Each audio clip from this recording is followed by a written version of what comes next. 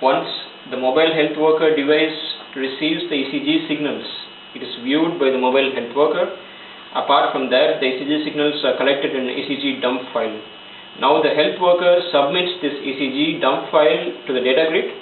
Before that, he has to register the patient with his personal details.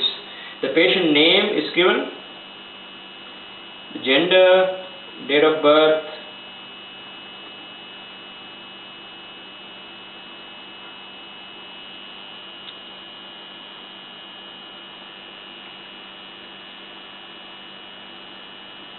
the blood group is also given.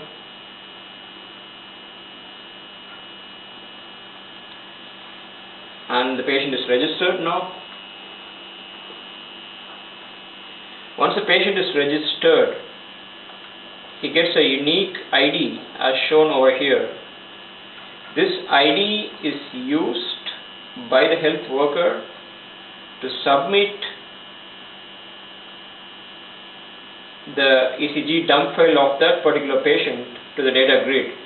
In addition to that, the health worker also gives his email address.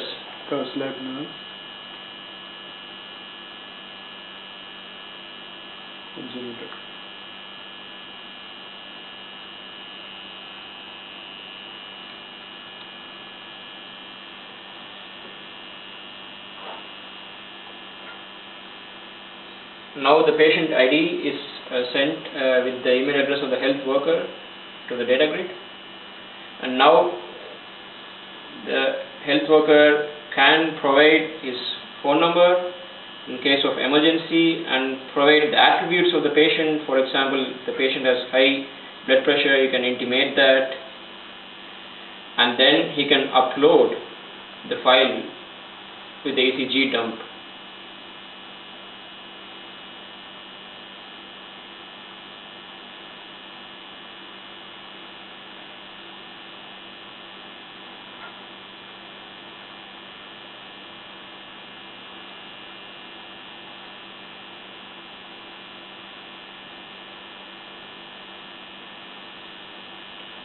Now the patient ID along with his personal details and the ECG dump is sent to the data grid, and the health worker now gets a unique request ID.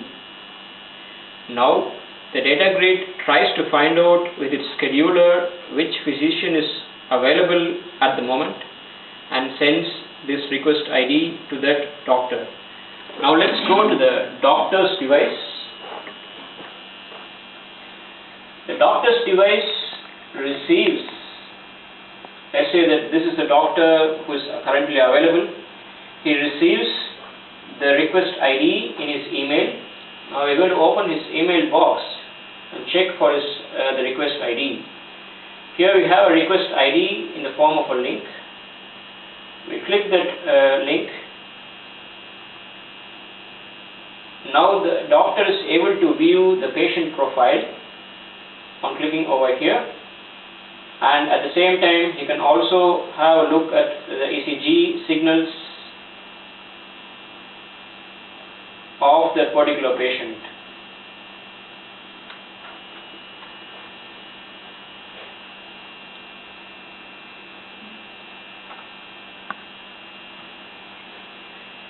So now the doctor is able to view the 2-channel ECG signal of that particular patient corresponding to the request ID. On viewing the ECG signals, the doctor can provide his diagnosis information here itself. Let's say the ECG signals are normal, and then he gives the therapy or the medicament reply back. He submits the diagnosis and the prescription.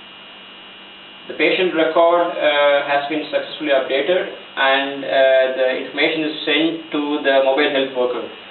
Now the mobile health worker can receive the prescription and the diagnosis done by the doctor in his email.